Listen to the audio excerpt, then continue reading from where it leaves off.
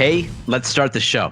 For Thursday, December 26th, 2019. Welcome to This Is Only a Test, the official podcast of testit.com.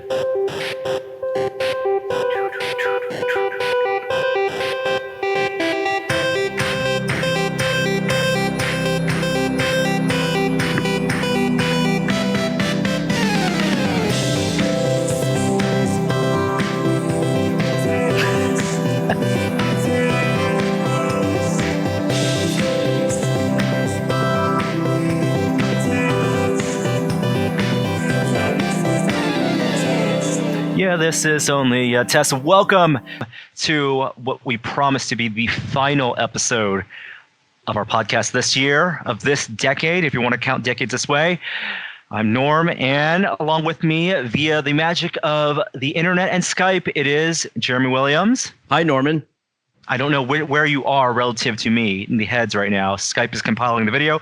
And also Kishore Hari. Well, I have to say this might be my last podcast ever after that dancing intro. That was an embarrassment to us right there. But for the record, we couldn't hear the music. That's why it was fun. That's why it was fun. We cover tech, but sometimes the tech still eludes us. And when it comes to teleconferencing and recording podcasts, we don't do it often for a reason. We try to be in person as much as possible. But we're using Skype right now. We had the idea that we were going to potentially try to do this in VR using something like big screen. But I think that also offered its own set of complexities. But we're here. It's actually, to pull back the curtain, it's the Saturday before Christmas. We're recording this maybe, like 5 days before you out there are listening to it. We're all in our respective homes, but we needed to record this podcast because we're going to talk about only two things. Two things. I promise. Two things this week to keep it short and sweet, or at least sweet, maybe not so sweet. But we're going to talk about Star Wars, The Rise of Skywalker, and we're going to talk about Half-Life Alyx. Wow. All right. Spoiler-tastic. I know. Jeremy, you're clipping a little bit. I don't know if that's on you, but I hear you clipping. He's just showing the level of enthusiasm he has for both of these things. But, this will be out after Christmas. So if there are any confessionals about Christmas or things you're proud of, things that you may have given as gifts that you want to talk about, how are your Christmases, you two? Or how are you anticipating them to be? I couldn't believe that gift of socks I got. Socks are great. And tie I received. I don't know. I'm just taking a wild stab.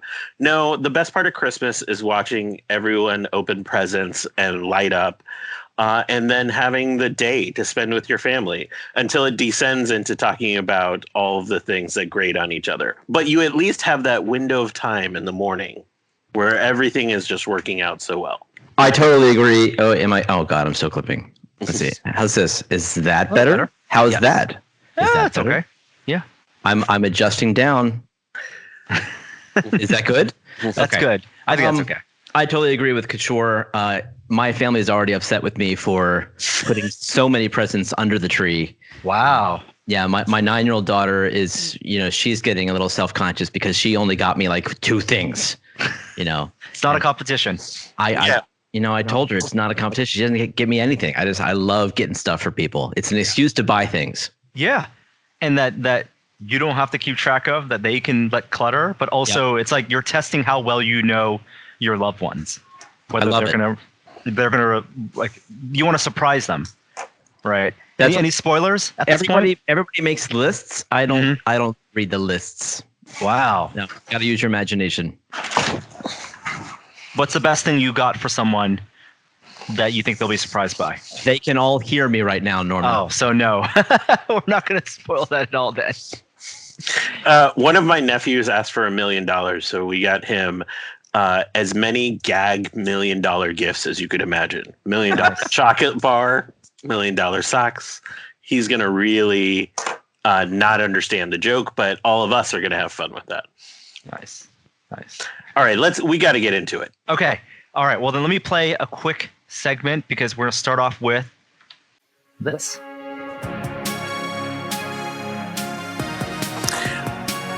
Norm's dancing, but we can't hear it, so this is awesome.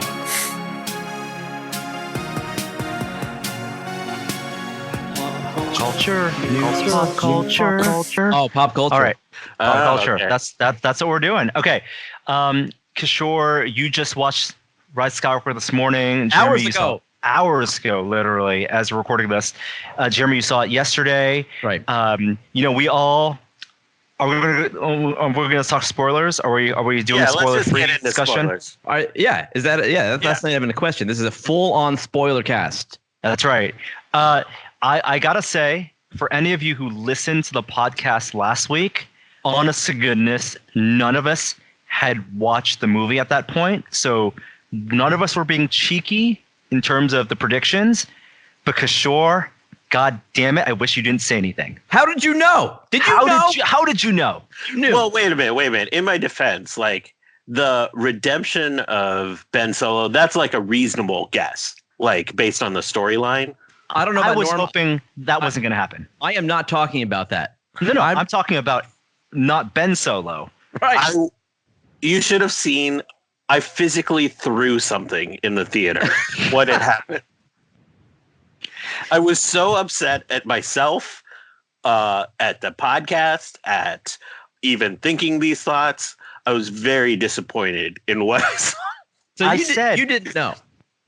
The only thing that was happy in that moment was Harrison Ford's bank account. That's the only thing I could think of that was a positive thing that happened in that moment. Oh, you didn't like it? Oh, I did not care for it at all. Oh, I liked it.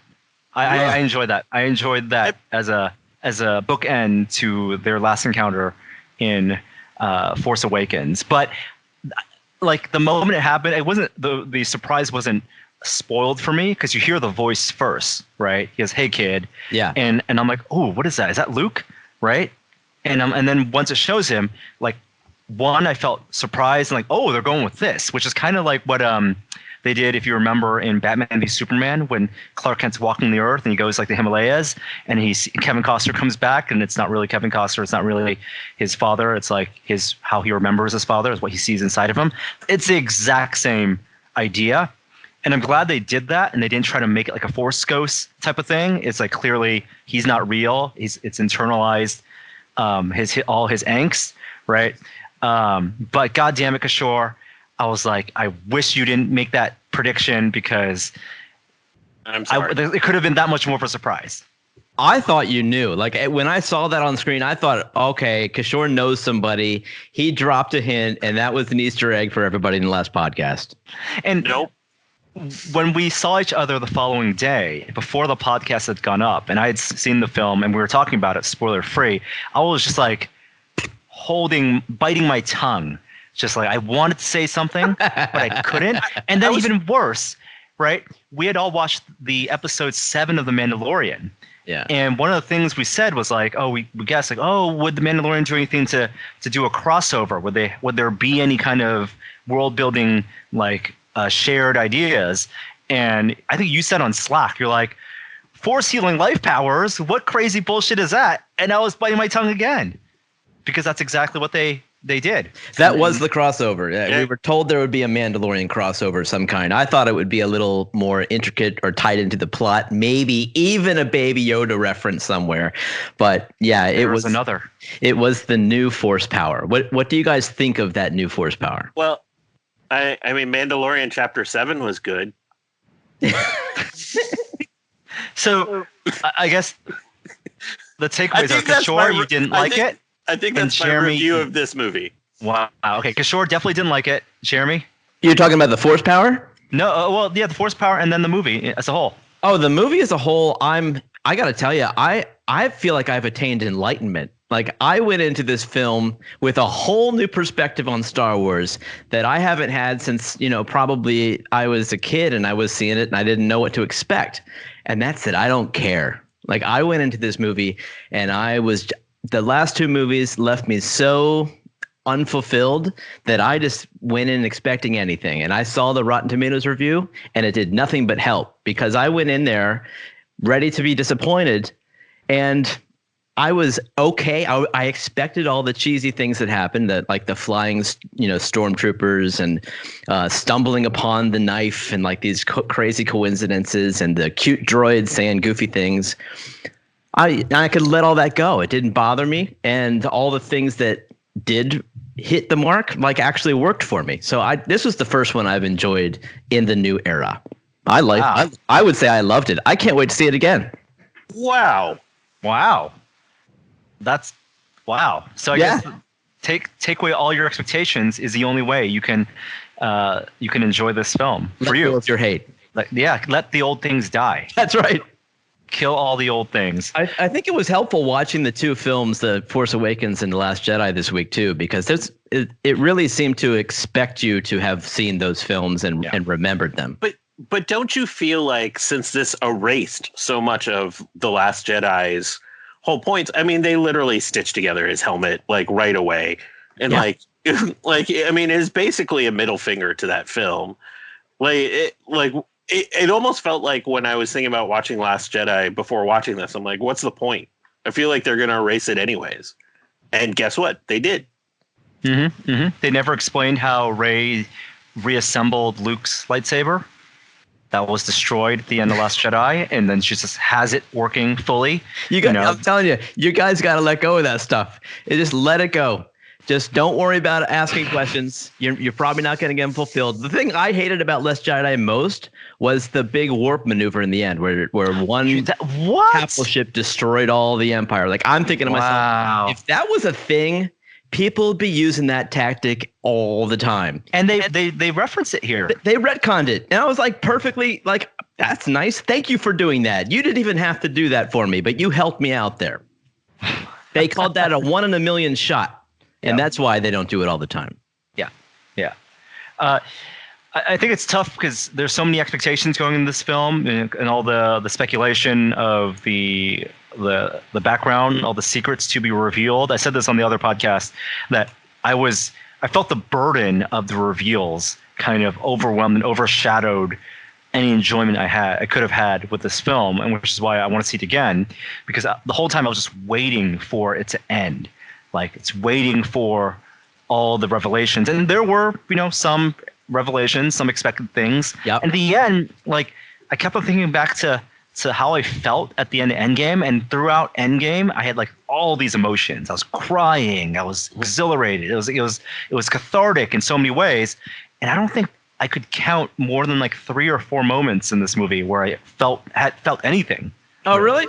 Yeah. I mean, I would say, I would, at the end of the movie, I was saying to myself, please don't kiss. Please don't kiss. Don't kiss. Don't kiss.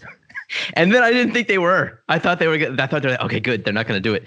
And then they kissed. But then the fact that Kylo fades away and you realize that he gave his life for her. Yeah. I was like, okay. Maybe that wasn't romantic, or at least they don't have the chance to turn it into something romantic now. Right. I don't like that they planted that seed. It was completely unnecessary. Yeah. Like, the role was not to save him. Right, and it ended up being fulfilled. Well, now wait a minute. No. I disagree. I mean, that's the most Skywalker thing to do. That's why she gets to have that name. It's like she bet on his redemption.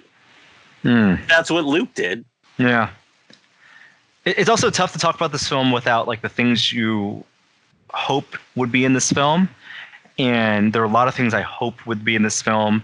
I did really like, if we're going to go full to the ending, where all the Jedi live in her, that line that was in Last Jedi. Yeah. Right? They actually kind of manifest that in a way.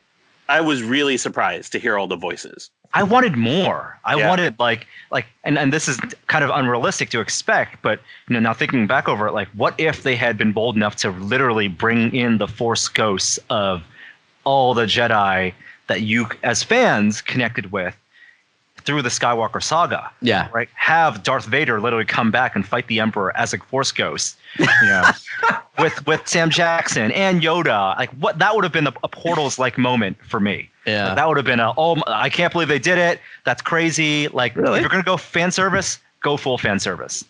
I don't know. I would have been okay with that. I hadn't thought of that. That would have been interesting if they were all Force Ghosts. I still think just hearing all the voices, meant a lot. And then you see the trailers grow up, or not the trailer, the credits roll, and you see all the actual people who are doing the voices. Yeah. That was a nice moment for the fans. And, thank God we saw Ewoks in the end. I was hoping for that as a guy who, was 9 years old when Jedi came out. When they went to the moon of Endor, I was hoping we would see some Ewoks, but we got to see some celebrating at the end.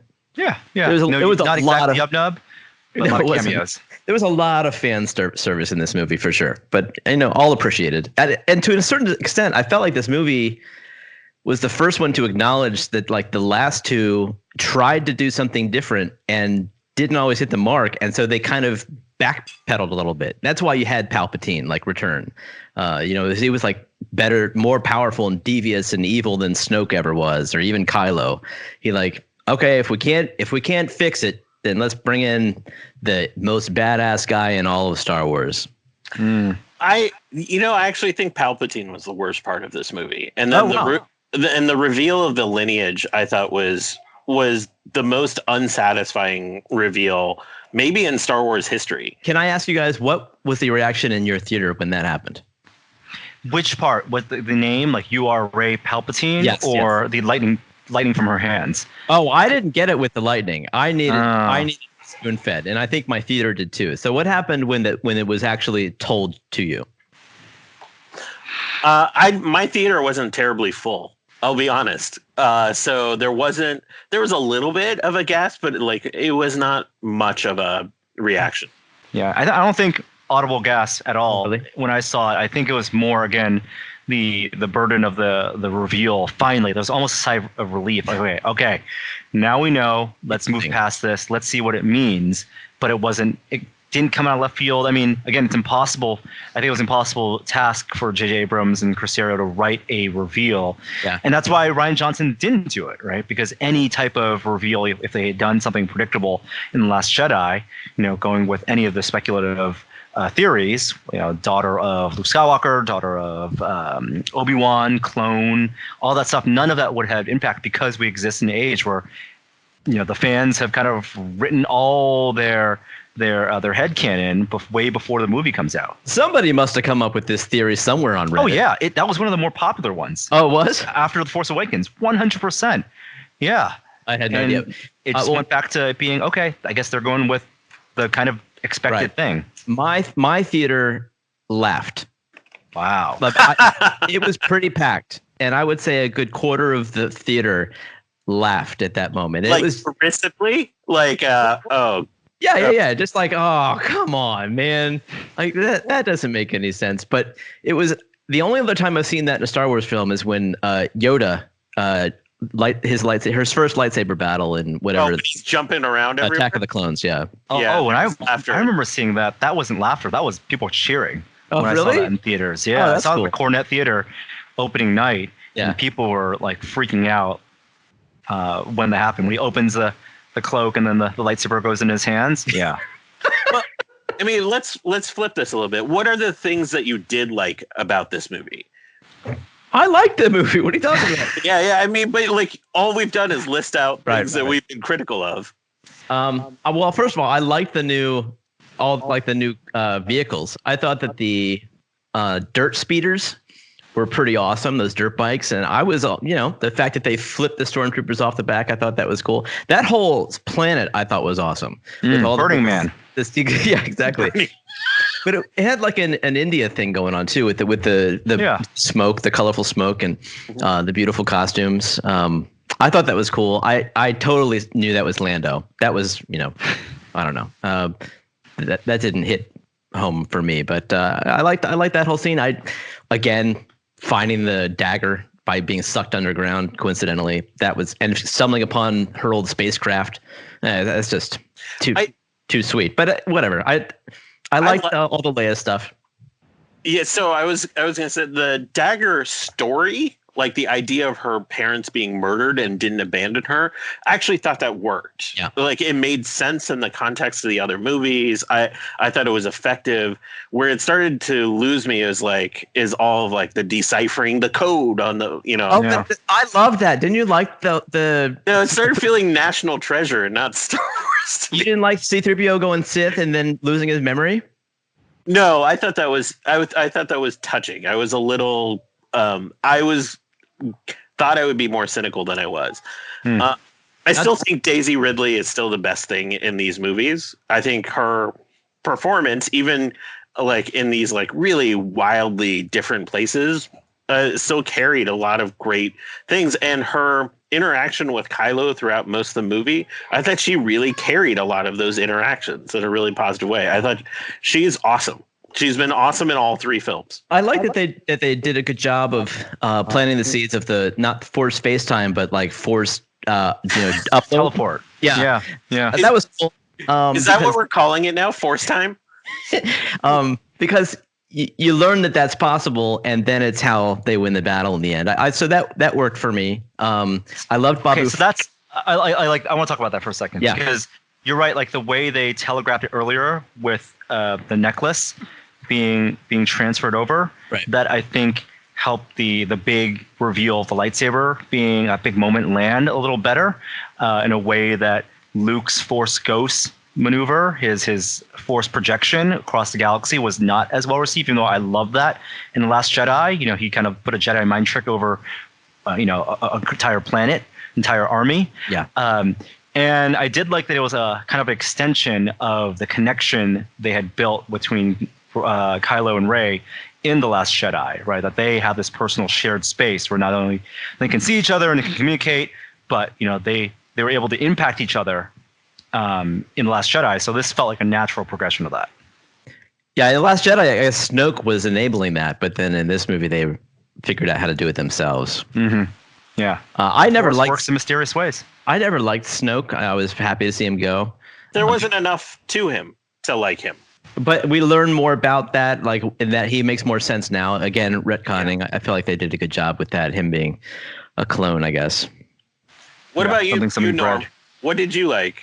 I wish there was more for Finn to do. I felt like Finn was left out, but I did like that he kind of found, his people, the other stormtroopers who rebelled, and that is a thread that I'm glad I didn't expect them to pull on, but that they kind of developed that it wasn't just he was this lone, rogue stormtrooper, but there were other people even within the Empire or the First Order that felt like they shouldn't have been fighting or doing what the First Order was commanding them.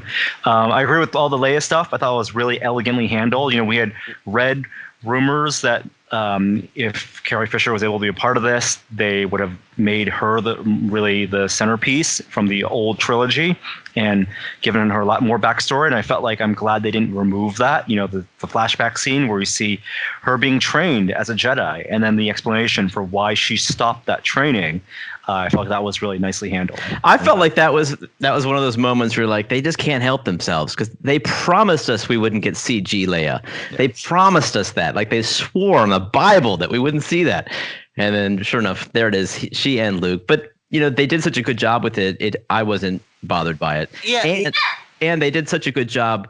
Hi back there. Oh, we got it. Oh, that's another spoiler cast victim over there.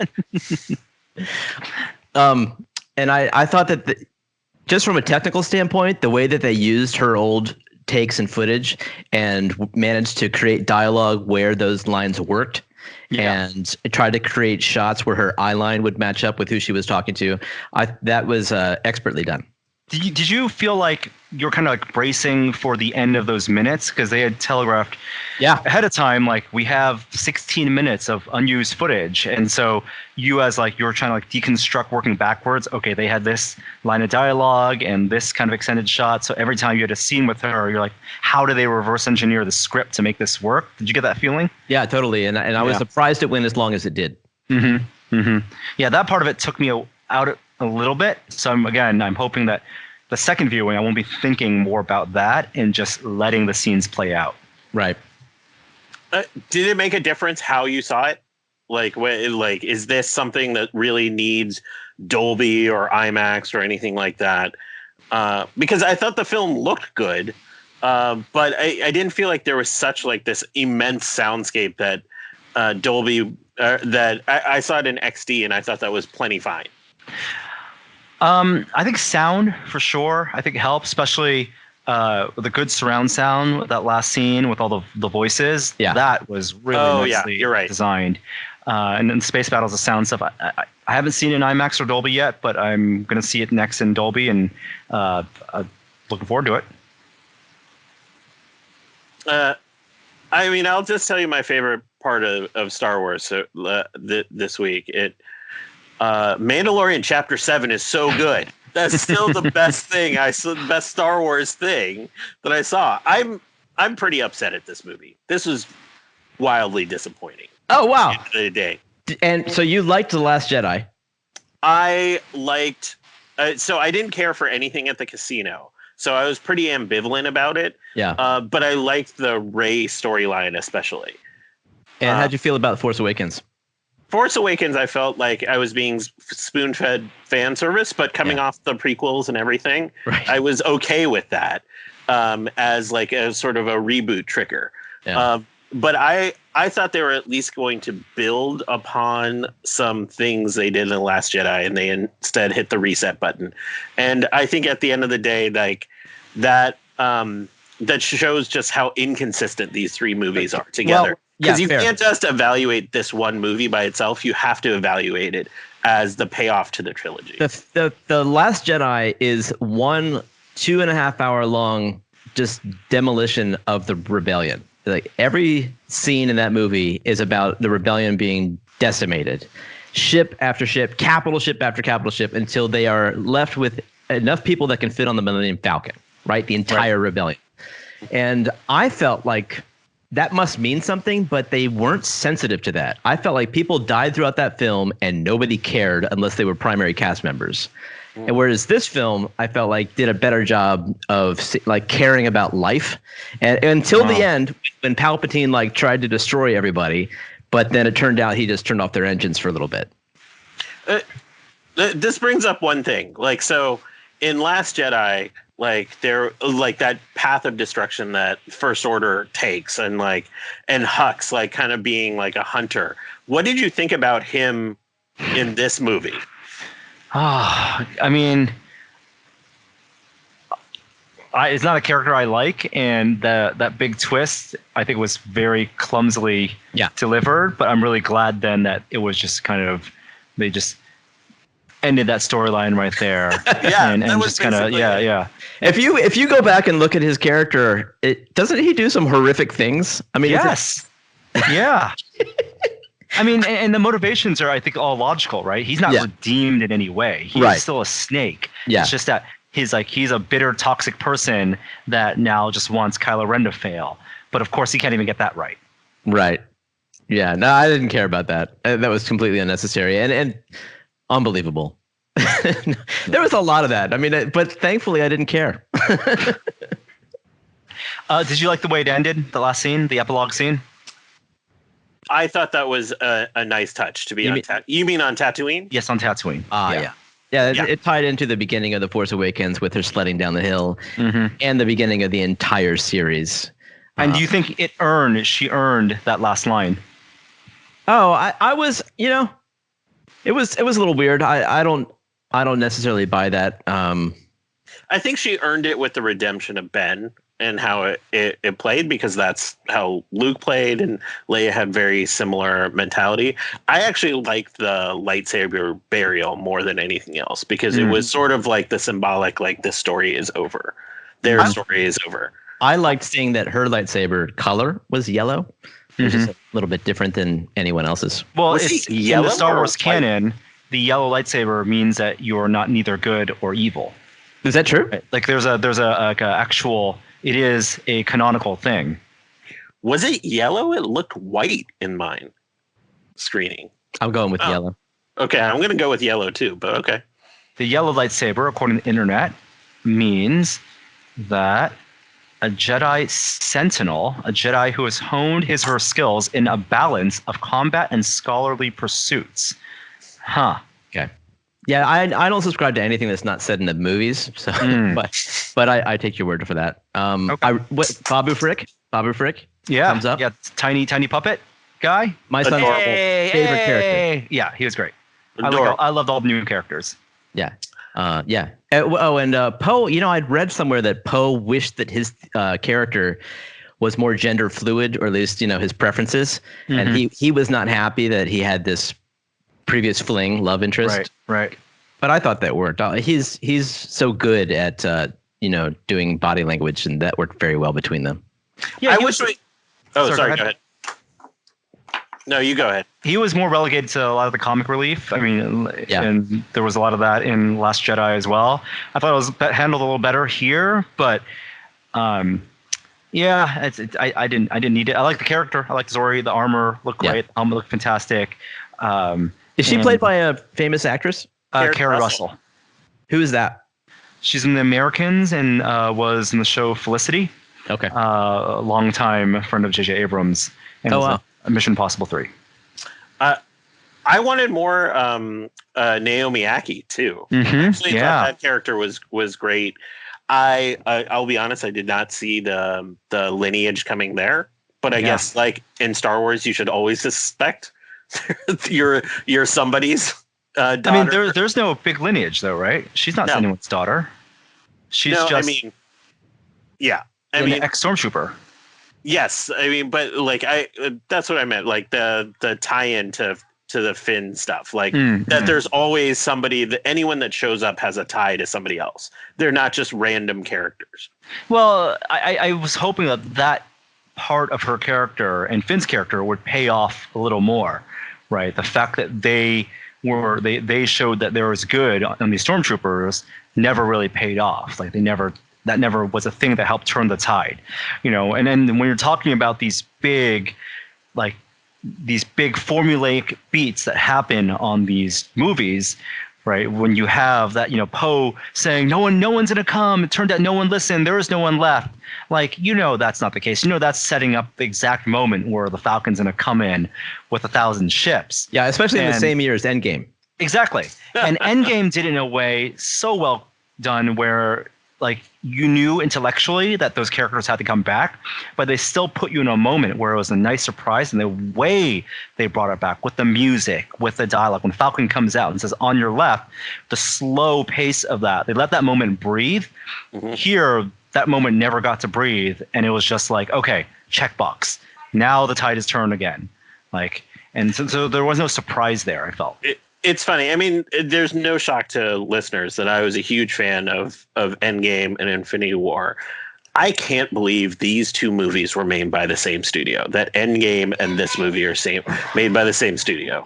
I just can't. I don't understand it. I asked Adam about that, and I will give him all rights to go into that if he wants to, and still entitled. But he has really interesting perspective on how one studio can, have such varying degrees of success.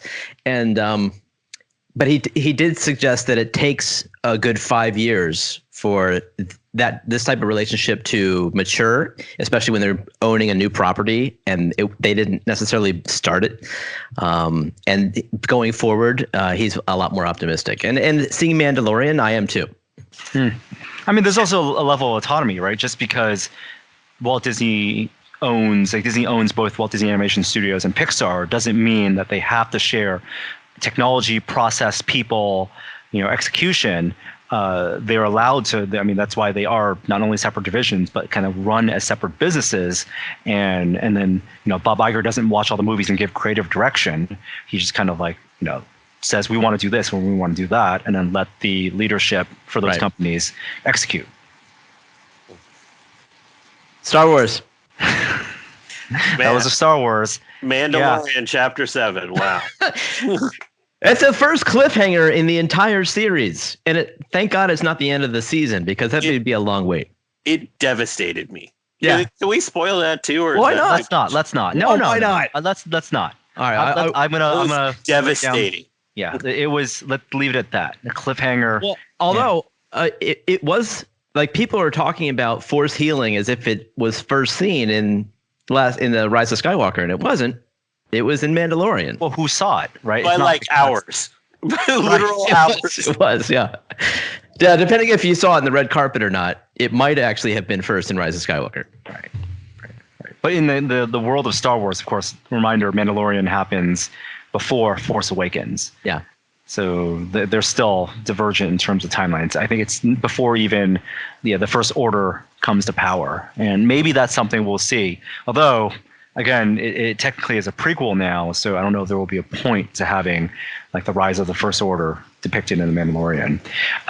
There's going to be more Star Wars movies going forward. There's going to be more Star Wars shows going forward. So the Obi-Wan show, of course, is something that's in the works. It's going to be a prequel series, of course. Hopefully more of a character-driven show, not necessarily a plot-driven show, because like there's no reason to have a lot of plot when we know where it's going to lead. So get to a New Hope. But hopes and dreams for the next Star Wars trilogies or films? That they let the directors do whatever the hell they want. That we don't see films taken away from directors again. And we see them let them be experimental, which is what Star Wars is always supposed to be. Also, narrower focus. Like, I think having a much smaller film, like a planet or a couple planets in terms of scope and size, so that we don't have as many characters and have as many, areas to traverse. I think that narrower Star Wars, that more character-driven Star Wars, is kind of the interesting place. Yeah, that was what the main criticism was of this film that I read after watching it. I saw a lot of the reviews or read some of the reviews on Rotten Tomatoes, and it was that it's just manic, that it goes from one thing to the next and you don't have time to digest it or let your heart get involved. That the opening scene of light speed skipping was a metaphor for the film itself. Yep, totally. I would like to see a story, like a smaller story as well, focused on a pilot. Maybe it doesn't have to be Poe Dameron, but someone who is maybe not an ace pilot, but just a pilot in the way that The Mandalorian is about a bounty hunter. I want to see a pilot story in the Star Wars universe. A pilot and their ship, right? And that tie that they have, and maybe a droid, of course. And their droid, yeah, of course. And a droid, yeah. I want to see that. I don't know. I'm a little droided out, though. I am happy for R2 and C-3PO to just get a break. Like, I feel like they've had to carry a lot of film for a long time. Right. So let's let them rest. Power down, R2. You've done enough. I loved Amnesiac C-3PO. I thought that was right up there with Buzz Lightyear, forgetting that he's a toy. Yeah. I loved it. You like that type of comedy you think works for Star Wars? It did for me yesterday, but then I was ready to let anything happen. I'll admit I laughed, but I feel like they've given enough with those characters. Yeah. I'm being called away for family stuff, so I'll let you both, the VR experts, talk about Alyx. But Merry Christmas to all. Hope you have a good one as well, and a Happy New Year. And we'll see everyone. We'll see you, Kishore, at least in the new year. What? All right. We're not going to see me? Well, we'll see you. I'm seeing you like right now, Jeremy. We're continuing this podcast. I'll say goodbye to you. Yeah, because you have to talk about Alyx, like the amazing thing that is Half-Life Alyx. All right. Bye. Bye, Kishore. All right, so there goes Kishore. But before we continue on with the next segment, I want to let you know that support for this week's episode of This Is Only a Test is made possible with support by Lutron Caseta Smart Lighting. A lot of people think you need smart bulbs to get smart lighting, but there's a smarter way. Caseta Smart Dimmers switches replace the switch in your wall so that all the lights controlled by the switch will act smart. Think about all the places in your home where one switch controls multiple bulbs, ceiling lights, chandeliers, bathrooms, and more. With Caseta, you'll save money by replacing the switches instead of replacing all of the bulbs. Smart bulbs are only smart when the switch is on. If someone flips it off, you can say goodbye to smart control and connectivity. But Caseta switches are always smart, even if the switch is off. With Caseta dimmers, you don't need to buy smart bulbs to enjoy smart lighting. You actually get the best of both worlds, smart lighting control from an app or your voice, and control right at the switch. Get smart lighting the smart way with Caseta by Lutron Smart Switches. Learn more about Caseta at lutron.com/test. That's lutron.com/test. And our next segment is the VR Minute. Virtual reality this week. Okay, Jeremy Williams, Okay, Norman Chan. What do we want to talk about? How do we want to talk about this? All right. Well, what do you want to? You obviously posted a video of you and Will going up to Valve last week, and Yes. It took YouTube by storm. Everyone who's interested in virtual reality has watched it by now. Hopefully there's a lot more people who are interested in virtual reality who haven't seen it. I would hate to think that the view numbers indicate the market size for VR.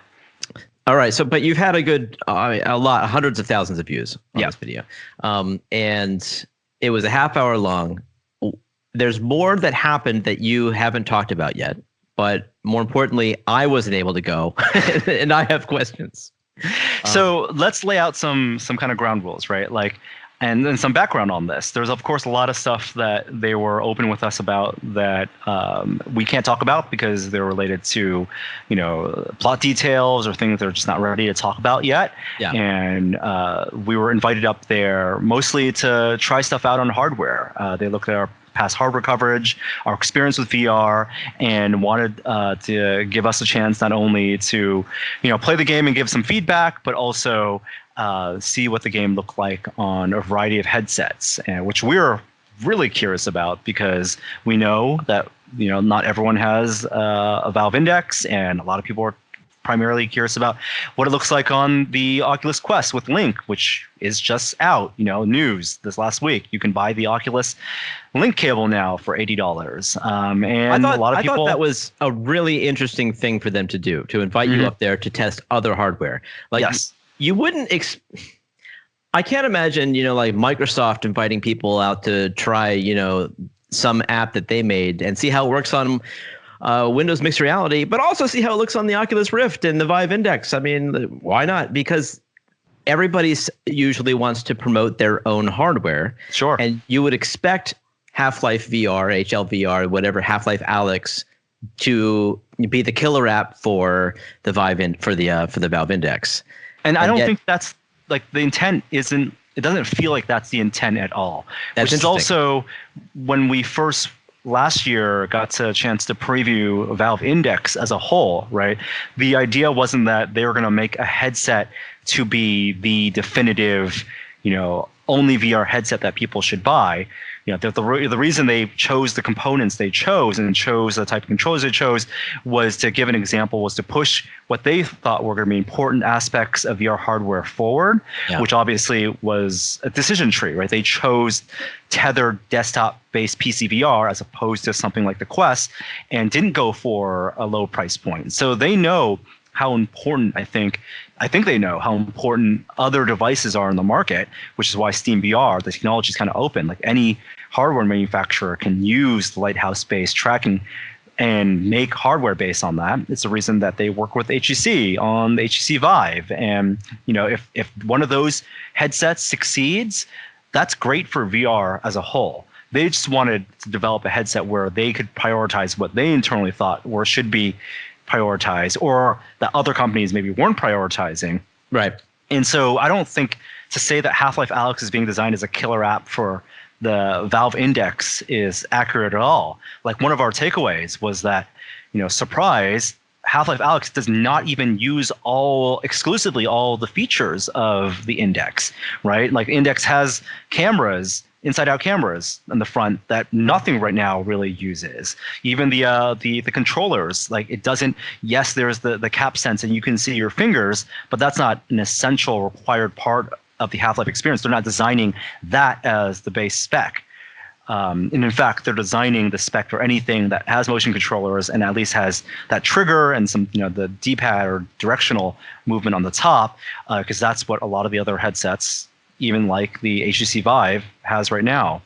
So do you think that this is just a matter of being in such early days that Valve sees like there's no point in championing one product when the entire community is still so small, and we just 100%. Have to raise the tide for the entire industry?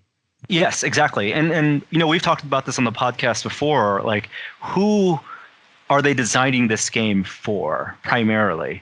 And I still don't have a good answer for that yet, right? Are they people who have not tried VR, who are on the fence and want someone to prove that there is a VR game that can get people to convert into VR, because there's a lot more of those people out there potentially that they still want to, that feel like an opportunity to get interested in VR, than there are existing VR owners who they want to prove that, that there's this is a bar of quality for VR.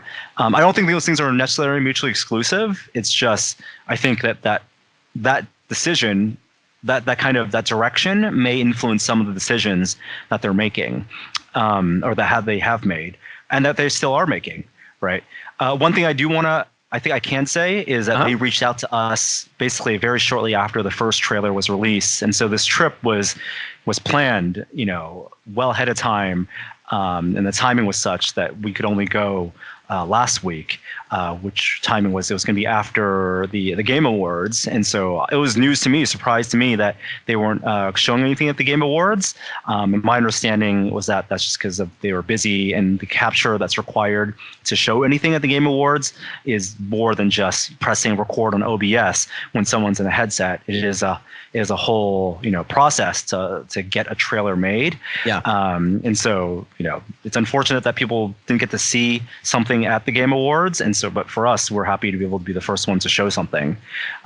You were able to play 3 hours. And it's supposed to be what, 5 times that long?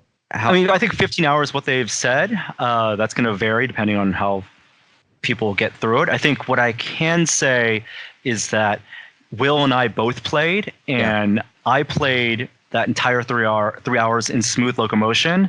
Will played it in teleport. That's what he's more comfortable with. I'm a big smooth locomotion person, so I wanted to do a smooth locomotion. And interestingly enough, at like around the 2 to 2.5 hour mark, we were almost lockstep in step where we were in the game, which was interesting. It wasn't like one form of movement was going to get you through the game much faster. Is there a delay to the teleport? Is it like a cooldown? No, there isn't a delay. I think so. You could potentially move faster through the world that way. I think so. I think actually teleport, technically you could move faster.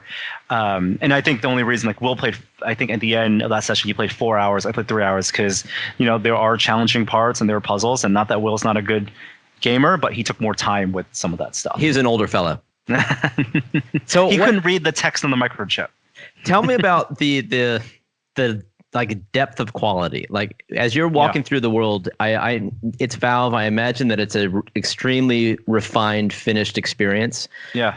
Are there sandbox areas where you could imagine people just fiddling around and getting lost with the VR spatial awareness and physics? Yeah, I think this is a tough question because, again, I don't want to overstep my bounds because I can't really talk about the content specifically. Okay. But my experience was one, like I've played a ton of VR games, right? Like I think if you look at Stormland or Asgard's Wrath and a lot of the high quality, big budget studio desktop games, like we have a good understanding, you and I, of what the high bar in terms of production value is for games, and everything about this game was impressive to me. And it's not done, right? Like that stuff is, I think, only going to get better.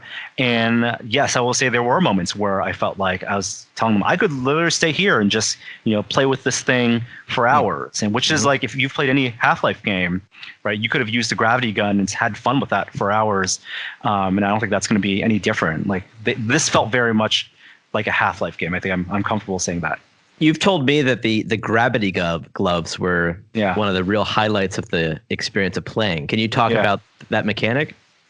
Only as much as we said in the video, in that like kind of how it works in relation to the controllers.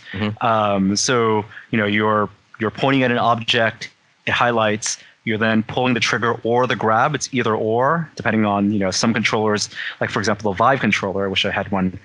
Easily, it would be the trigger because there's no analog grab for that. Although I think you probably could just squeeze the sides. I forget at this point which one it was, but it's either or, and then you pull it toward you, and then this really satisfying way you can then just grab that object out of the air, and that felt like something they had done a lot of work. So it's like a tweak. It's like a mix of force pull and grabbing. Yeah. Interesting. Yeah. It doesn't like force pull and then pop up in your hand. Right. Pull it toward you and then you pull it out of the air, and that just felt really, really good. What if you don't pull it out of the air? Does it fall? I think it just falls. Yeah. Okay. I think, Interesting. and you can kind of sling it, left and right. And again, Right. there's a lot of math going on there. Yeah. A lot of things are kind of, it's all about the intent of the user and trying to anticipate intent and design for intent. The analogy is force powers, well, we literally had force powers in a game like Vader Immortal, and I had a chance to chat with their director about like how they thought about force powers. And anyone who played Vader Immortal, like the force powers feel pretty good, and you can tell the ways that in which they cheat a little bit, right? When you're grabbing rocks, they're coming at you, you kind of hold them in the air, and then you push them away, and they go they launch straight toward where you're aiming at. Mm-hmm. Maybe even like a little bit of auto aim to help you attack some of the enemies, because there's a lot of like that's what they feel like the player intends to do. They don't want you to have all these fail states. Here, I felt like the physics felt really realistic, but they also captured my intent in a way, which is really tough because it can't read my mind. It doesn't have eye reading tracking. my gestures, Yeah. and I don't know if they're like how much of the physical wrist fling and arm movement they're using and calculating to get that physics working.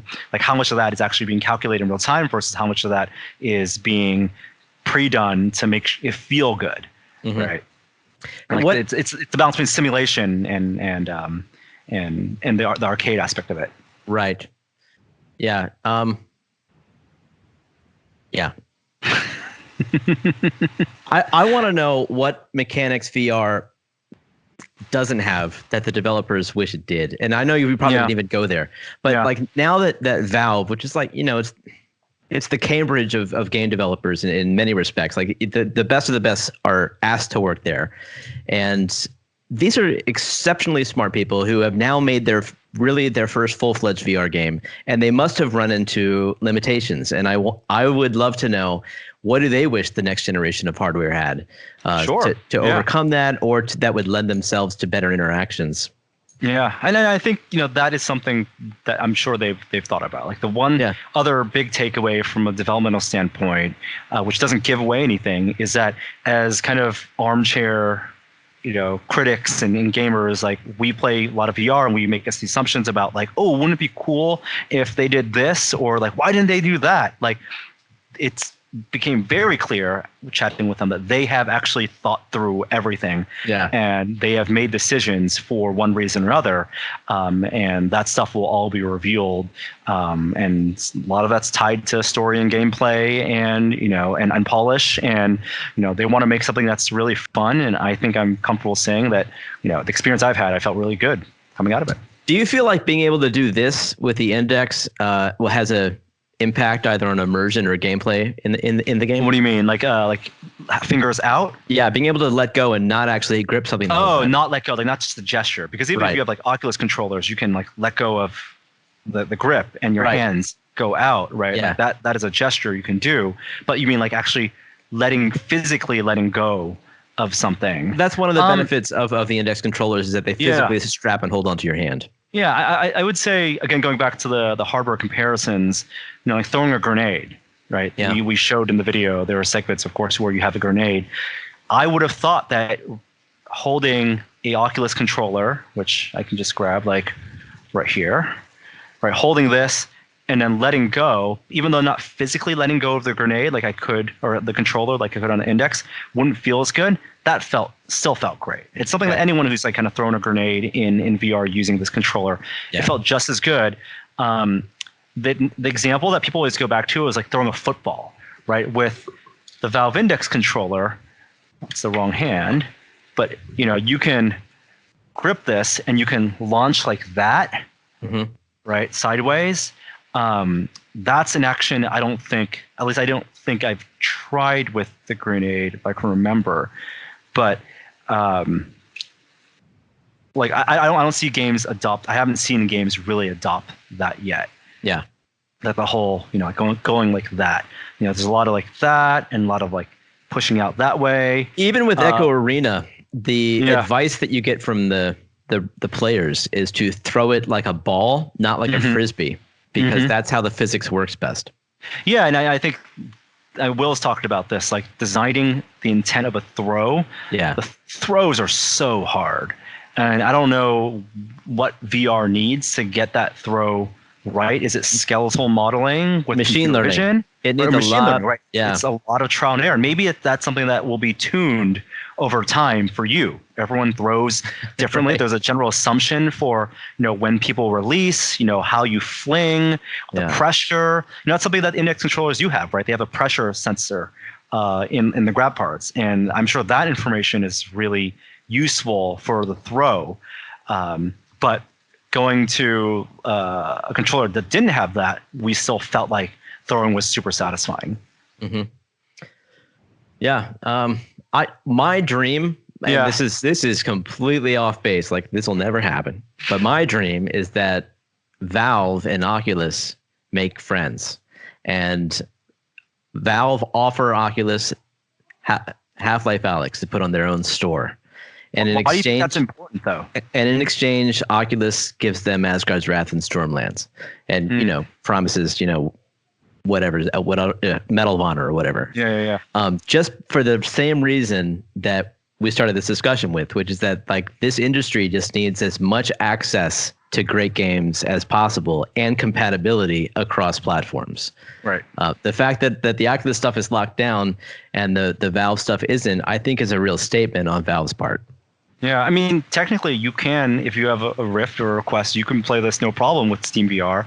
Just you wouldn't be able to download it through the Oculus storefront, which would be a place if Valve did support that, they would have to again go through that QA process. The gates there, and the dev be treated as a developer for pushing updates, and that's extra resources, right? It's not just simple as like drag and drop. Here's all the files and let people buy and let the money stuff sort itself out. That's a whole separate storefront to support. No, I think it would be less income. I think the fact that they're selling it on Steam only exclusively is probably the way to make the most money on it. But it's not as good for the industry if people, maybe some people don't have a Steam account. I know it's hard to imagine, but there are people, at least on Oculus, who would like the convenience of launching it and buying it through the store that's inside their headset. Mm-hmm. On the other hand, if Oculus were to lend them two games that they don't currently have access to, Asgard's Wrath, Stormlands, that would be more money for Valve in that front if it was still on Steam. It's just a pipe dream,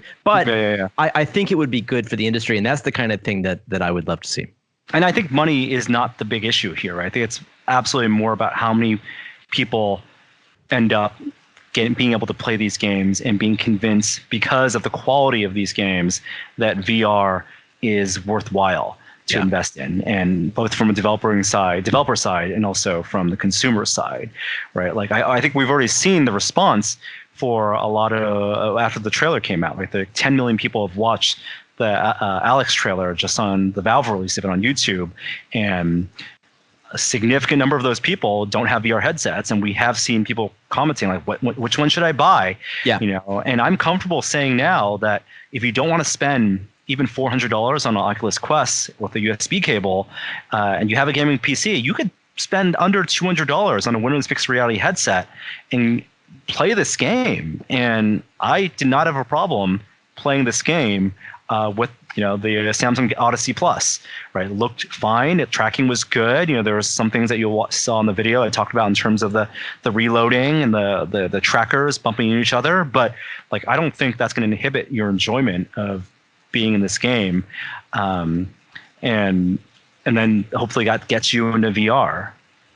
Certainly, Windows Mixed Reality is the cheapest option, but to a certain degree, you get what you pay for. I'm not a fan of those controllers at all, and I would definitely, if you needed the lowest cost bang for your buck, I would say the Rift S personally, or maybe even a used Rift. Right. Like an old CV1, because I was shocked. Like CV1 worked pretty well with this game. Like I didn't. It's been a little bit since I was using that as a regular headset, but I was actually surprised. Ooh, this game looks good, and the headset's light. A lot of people prefer the touch controllers, the original touch controllers over the new ones because they're because the tracking is underneath, and they're a little more robust. They're heavier. Yeah, but I know you prefer the Index. That's your favorite headset, but it's $1,000. That's a major commitment. Yeah. Also, you can mix and match, right? Like there are things like if you can find a a Cosmos on the cheap, or if you invested on the Pimax, you can use an X controllers on that if you want that. Like, I think input in many ways is more important than the headset. But even with like the base controllers, with the stock controllers, even with the Vive controllers, the standard HC Vive controllers, like I like, there are things about that controller I like for this game, like the way you hold the pistol grip just feels more like, you know, a handle than it does on the hand, the resting hand pose of the Rift controllers. Do you think that this is the best the PC industry can do in terms of putting forth a game? I mean, if you look on the console side, you might say, okay, we need a Mario game in VR for VR to succeed in the console world. But as far as the PC goes, Half-Life is one of the biggest names that we have. The only problem is that kids don't know it. Best is such a hard word to write as a qualifier. Right? Best in terms of what? Best action game, best like end-to-end, full featured. Like, I think my gut coming out of this is that when people see this, it won't feel like this is a experiment, a 2-hour tech demo. That'll feel like a full game. And there are a lot of people out there who like think this, like, oh, this because they're not calling it Half-Life 3, because they're like kind of just calling this prequel thing, that it won't feel like a complete game. Like, I think people will be surprised and happy that this will feel like a complete game.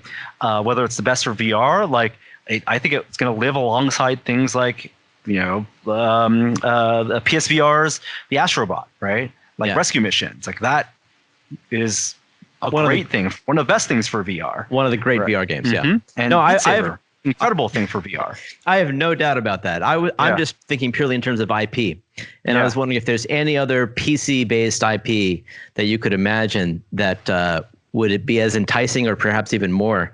And maybe this, like Half-Life, I'm part of the Half-Life generation. So for me, like, obviously this is a huge deal. And I think the YouTube numbers speak for themselves. But I wonder if kids feel the same way, younger people. Well, I think that's Minecraft, right? And that's Microsoft. Like, the opportunity is Minecraft in VR, which is there to various degrees of depth in VR. I think that, or if you want to go with something more mainstream, like what a League of Legends or Fortnite would be in VR.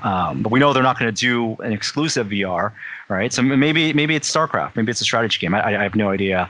And I think there's also, you said PC game, but I think there's also a lot of people who think that maybe it's the console brand that needs to be in VR. Like, if Microsoft took VR seriously and we saw a Halo in VR, right, that would move the needle, I think, a lot. Right. But they're not doing that, as far as we know, with Xbox Series X. Yeah, and it doesn't sound like the PSVR 2 will be ready when the PS5 is, but that is definitely on my radar. I can't wait to see what Sony ends up pulling off. Right, and they have just like Microsoft, they have their own first-party IP, and so what would it be? Like, would it be like God of War VR, or something that from one of their studios? I'm hoping for that too. Like, I love things like Blood and Truth, original IP stuff, Astrobot, original IP stuff, but something that fans of with name recognition, yes, and fans of those platforms, because there are Sony fans and Microsoft fans and Nintendo fans. They can then say, "Ooh, we have this thing that we can be proud of, that expands the world of this game that we love." I mean, to a lot of us, to the PC gamers out there who are of a certain age, a Half-Life game in VR is akin to a Halo game in VR to Xbox gamers. I mean, this gets back to a lot of the people who are like, but how am I supposed to play it? I don't have a VR headset. You know, the little bit of vitriol and rage. We didn't hear that with Doom. Right? Doom VFR was, again, a big property, and it had a big success in 2016 with that version of Doom, but it didn't move the needle for VR. I think that it could have, and that, I think, speaks to the brand recognition and how much people love Half-Life and how invested they are. And there are a ton of these comments that I will address a little bit, because we see a lot of comments about, like, Boneworks, right? Boneworks just came out, and I think it's great in many ways. Obviously pushes the boundaries of VR with the physics and the kind of like full body interactions. And a lot of people are like, "Oh man, this game, Half-Life Alyx, doesn't look like it's doing what Boneworks is doing, and it's not pushing the boundaries. But I don't think that's their goal either. And I think if Boneworks is going to succeed, that's fantastic. I think Valve would love for Boneworks to succeed. It's already sold, in the Steam store. It looks like over 200,000 units. And Boneworks succeeding doesn't mean Half-Life Alyx is going to lose. That's not. I don't think that's how anyone is looking at this. It's just another option, another way for VR to be implemented. I do think, and I suspect, that there are some people miming and parroting those talking points who have not even played, who haven't even used VR, who are just, like you said earlier, a little disappointed that this game isn't being made for flat screens. Right. Yeah, there's people who imagine it will be. There's people who imagine a year from now, I'll play it when it comes out on flat screen. Right. Yeah. I can't imagine that being the case based on what I played. Yeah. Can you talk at all about the glove itself? It looks like there's a HUD that's represented on there. Yeah. Can you talk about the information that conveys? Don't think I can specifically. Okay. I think that falls into the realm of content. Okay, I'll use my imagination. What else can I say? I mean, I don't know if we got it across in the video, but the compatibility with the other headsets and the controllers isn't just a matter of like button remapping, right? It's not just like they look at the Vive controller and the Oculus controller and saying, okay, like this, what was done on the Index here is now done there. Like it does feel like there was some dev work being put in to make it feel good on those controllers. Well, the touchpads, for instance, are vastly different on Index than on Vive. Yeah. So I imagine they had to do some real rethinking there. Mm-hmm. Yeah. It's not one of those things like if they put it out and let the user base, because you can in Steam VR, just like release in Steam, right? Release just profiles. Yeah. And a lot of games just rely on the community to put that out. And maybe there'll be a profile out there, a tweaking of whatever Valve puts out that people will adopt and like even more. That's great. But it's like, it is the work. Like, we brought, the only thing I brought was the Franken Quest. Because that's one thing that they didn't have, and I wanted to, for comfort, see how long-term play would be on the Quest with Link. But they have all the headsets; like they're definitely aware of all the input. Yeah, I hope so. Yeah. I know a lot of people are asking, like, did I play at 144 hertz? No, performance is something that we weren't there to evaluate, and it's something that I think happens in most games, kind of like as a final push, and so it played smoothly on the systems that we played on, but we're not like there to talk about, buy this system, buy this computer graphics card or this CPU to play the game on. I think the min specs speak for themselves, and that's something that we'll hopefully be able to talk more about later on. And we did shoot. Yeah. It's not ready. So I would, as you said, they're still optimizing. So there's no point in evaluating that yet. Yeah. I don't think it's going to be a push past March is my, I mean, I could be wrong, but like, I think if I had enough time there, I like people have said like they've played through the full game. Like Jeff Keighley has played through the full game, and so like I can't imagine like at that point that it's like they're not reworking things, they're not being reactionary to things, and changing like fundamental things about this game. Okay, and what are the other two games they're working on? I have no idea. I have honestly no idea. Nope. Yeah. Was not shown anything. Can you believe that? I mean, if they're anything like this scope, I mean, that's a major investment in VR and in games again at Valve. And that's exciting. Yeah. Yeah. And hopefully that's something that, will be revealed with the Jeff Keighley final hours of Half-Life Alyx. Yeah, maybe. Because they specifically talked in their interview about like, talking about things they had worked on and then canceled, because there were things that they have started and stopped for one reason or another. And that again shows the amount of thoughtfulness that them as game designers, because the team fundamentally are game designers, have put into this game. And they're not putting this game out because like this is the game that we started and ended up making. Like they're putting this game out because this is the game that they're happy with, and they're happy with putting their brand on. Half-Life and Valve. I just finished the chapter in Adam's book about iterating and creativity and realizing that if you're digging up a T-Rex and you spend 2 years investing in digging up a T-Rex and all of your investors are expecting a T-Rex and you realize it's a Stegosaurus, do you have the guts to tell everybody it's a Stegosaurus?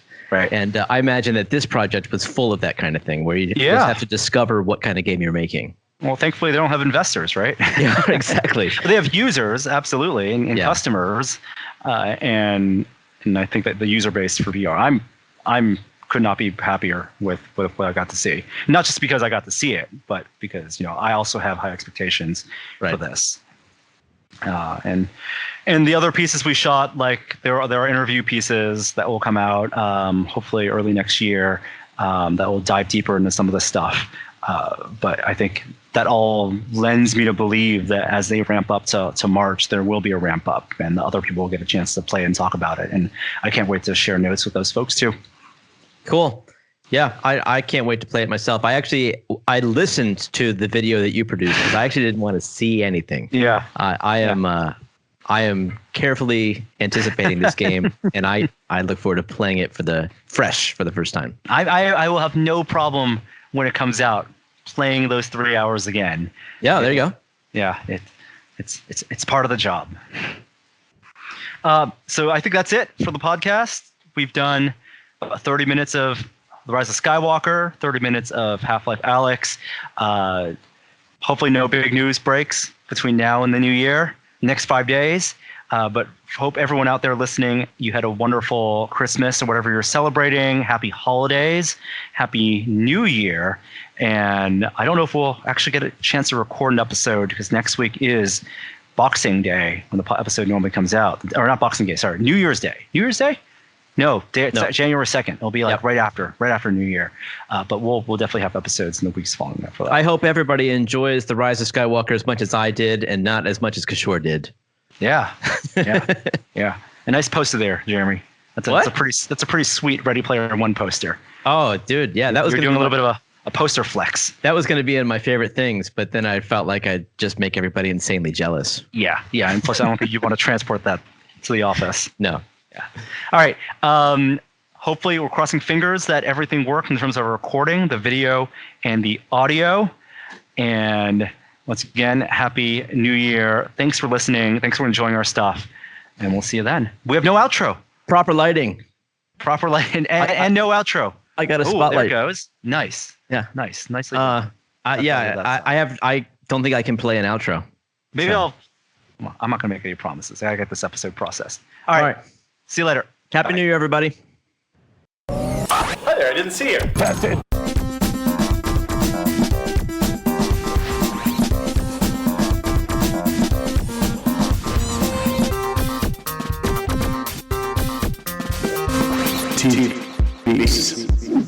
Okay, let's start the show. It's January 10th, 2013. Welcome to This Is Only a Test, the official podcast of Tested.com. I'm Will Smith. Well, Norm and Joey are still at CES, and Gary's out sick, so I'm going to do something a little unusual today. I'm here today to tell you guys, all by myself, for the next, however long this takes, the truth about what I really think about CES TVs. No one is talking about 3D anymore. No one is talking about 3D anymore. No one is talking about 3D anymore. No one. TVs. You're eating too fast. TVs. I'm only comfortable watching 3D in the theaters, or, even better, not at all. Good riddance, 3D. I bid you adieu. Smart TVs, on the other hand, don't seem to be going anywhere. Okay, let's start the show. LCD windows, to hopeless DRM screens, to Android 3.0 demos that were really just video loops, all the way down to forks to tell you when you're eating too fast. Forks when you're eating too fast. Forks when you're eating too fast. No one is talking about 3D anymore. No one is talking about 3D anymore. No one is talking about 3D anymore. No one. That's it.